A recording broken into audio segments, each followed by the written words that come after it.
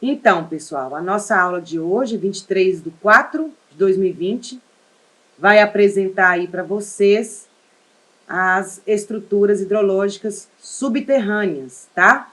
Os poços de captação de água, certo? Então, nós temos aí vários tipos de poços. Poço tubular profundo, poços rasos, né, que é o poço raso, a cacimba ou Amazonas, a cisterna, né, que a gente já estudou de forma específica e com foco na engenharia, os poços semi-artesianos ou mistos e os poços artesianos, tá? Essa classificação é da Associação Brasileira de Águas Subterrâneas. Então, gente, da onde que se tira essa captação, né, de água? É do reservatório subterrâneo, que acumula água e circula, e após infiltrar no solo, percola pelos espaços rochosos, como a gente já viu aí no estudo de hidrologia, né, e hidrogeologia, que a gente vem já falando há algum tempo na nossa disciplina, tá? Então, esses reservatórios são os aquíferos, de forma mais profunda, e os lençóis freáticos, tá? De forma mais superficial e que dá permeabilidade aí para essa captação. Então, para que seja possível a gente captar essa água de fato, é necessário o estudo de uso e ocupação do solo. Por quê? Porque você tem que verificar no ambiente qual a disponibilidade dessa presença de aquíferos, a presença do lençol freático, a profundidade deles. Viu, Carlos? Então, você que está fazendo trabalho aí sobre investigação de uso e ocupação do solo, tem que fazer uma diligência, que é essa investigação técnica científica, né? Da engenharia do ambiente, tá? Então, a gente faz aí o projeto de outorga, o laudo hidrológico, o CNAR, no site da ANA, que regula esse uso aí. O CNAR é o Cadastro Nacional de Usuário da Água dos Recursos Hídricos. E a gente usa aí também uma planilha, que é de 1998, mas é bem usada do Serviço Geológico, tá? É uma planilha aí para verificar as questões de vazão e diretrizes desses poços.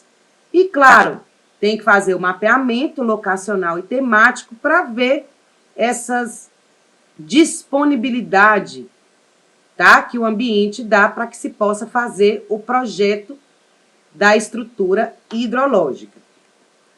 Então, coloquei aqui o mapa do Tocantins para a gente ver ali novamente, né, que o rio do meio ali é o rio Tocantins, certo? Onde está instalada ali no meio de Palmas a usina, que nós vamos estudar semana que vem, e no cantinho aí esquerdo o rio Araguaia. Então, é um mapa que a gente também usa para ver a questão da disponibilidade hídrica, os afluentes, os cursos hídricos, mananciais presentes. Então, verificar toda essa característica e esse diagnóstico da hidrogeologia. Só um momentinho, gente.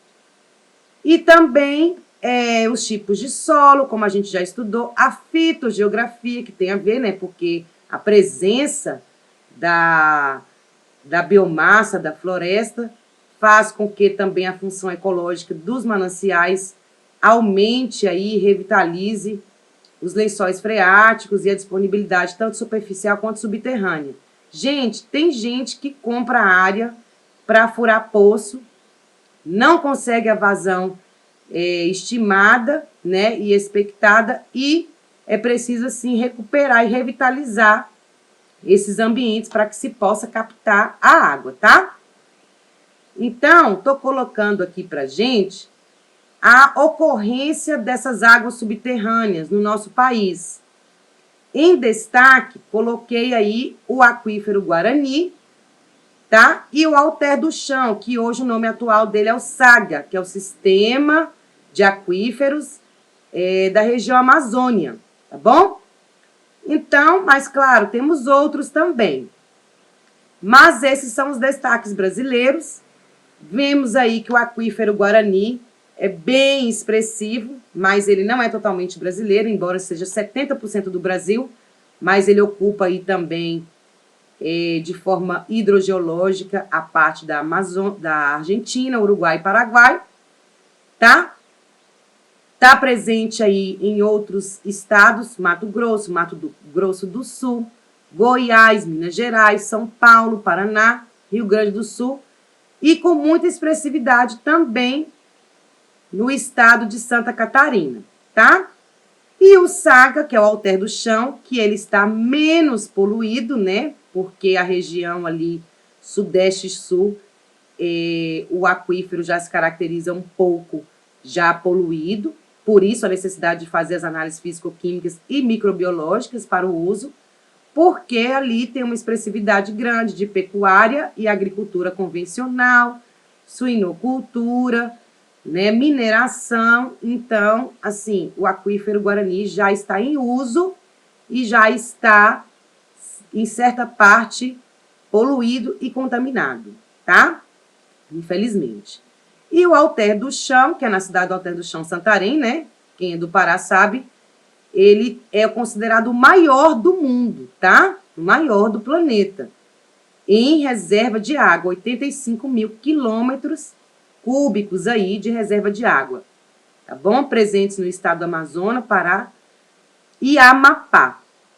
E ele está mais conservado, né? Ele ainda tem uma captação mais local, bem insignificante ainda, conforme a expressividade. A literatura diz pra gente que esses aquíferos são capazes de abastecer o mundo inteiro, né? Então, aí gira em torno de 95% de disponibilidade hídrica para água subterrânea e só 5% para superficial. É um dado que a gente tem, que é bem utilizado e também são áreas muito conflituosas, né? Os conservacionistas e ambientalistas querem realmente proteger esses ambientes e todas as pessoas, as empresas, as instituições, os governos, sempre querendo captar realmente de forma expressiva esses aquíferos. Bom? Então, gente, no lençol freático, coloquei aqui as figurinhas do lençol freático para mostrar a diferença, que todo mundo pergunta, qual que é a diferença de lençol freático e aquífero? Então, o lençol freático, ele está logo abaixo do solo, né, entrando ali nos horizontes do solo. Então, ele é mais acessível. Só que ele é uma área de transição. Ele dá permeabilidade, o acesso do solo ali com o subsolo, tá bom? Então, essas duas figurinhas a gente vê o aquífero, né, não confinado, que é o aquífero freático ou livre, tá? Por isso que chama lençol freático também. E o aquífero confinado, que é menos acessível, tá? Que fica a água mais protegida e com difícil acesso, com mais difícil acesso e mais protegido também. Então, gente, todo mundo quer, né, utilizar a água subterrânea, que é potável até então, muito interessante, não se paga por ela, né, embora tenha que se legalizar pelo projeto de outorga, tá? Tô colocando aí embaixo para vocês, projeto de outorga deve ser feito, né, o teste de vazão, perfil construtivo, litológico, toda a característica do projeto hidrológico para captar a água subterrânea, tá? E o poço tubular profundo já diz, né, gente? Então, ele tem uma profundidade aí de até 2.000 metros, por isso que se caracteriza profundo, tá? É uma obra de engenharia e hidrogeologia e a captação dele é pelo aquífero. Então, por isso essa profundidade toda, tá bom?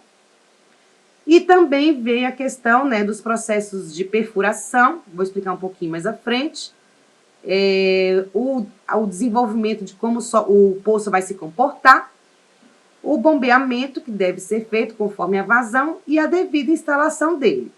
Claro, tem que se considerar, né, o material rochoso, os tipos de rocha cristalina, sedimentar, como que é os horizontes do solo até chegar a essa rocha.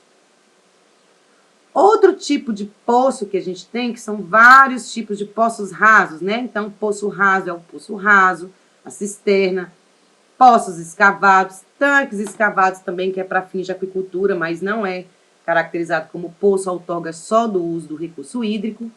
E a cacimba e a amazônia. A cacimba é muito utilizada também para dessedentação de animais. Então, são poços com 1 metro aí, um pouco mais de diâmetro, tá? Coloquei uma fotinha aí do lado para a gente ver o aspecto visual dele.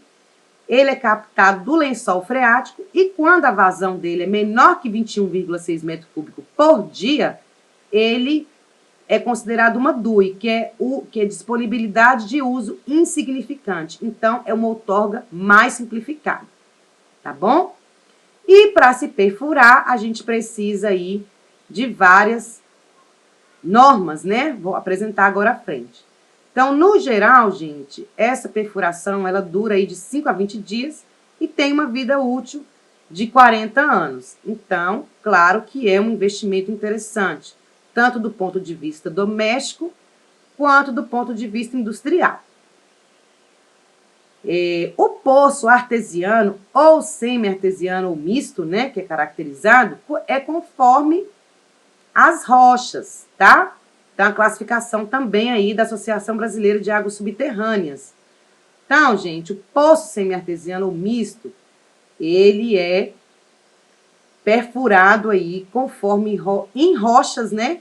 Inconsolidadas ou consolidadas, que são as rochas cristalinas, e as rochas sedimentares, que são mais porosas, tá bom?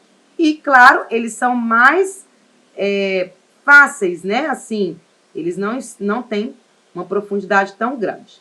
E, geralmente, eles não são jorrantes. O poço artesiano, por sua vez, ele geralmente é jorrante, tá? Então, ele tem uma profundidade aí de 1.500 metros, certo? Com um diâmetro maior e é captado do aquífero, tá? Ah, esqueci de falar, né? O poço semi-artesiano, ele tem aí, geralmente, 20 metros, por aí. E o outro também, né? Que eu falei aqui, o poço raso também em torno de 20 metros, tá? De profundidade. Então, gente, a perfuração, ela deve atender aí essas NBRs, tá? Que é o SPT, a gente estudou aí na matéria de geologia, para verificar a profundidade do lençol freático, que tem oscilação conforme a pluviosidade, tá? Conforme a sazonalidade chuvosa e de estiagem. Então, tem que se prestar bastante atenção nesse item climático aí, ou hidrometeorológico.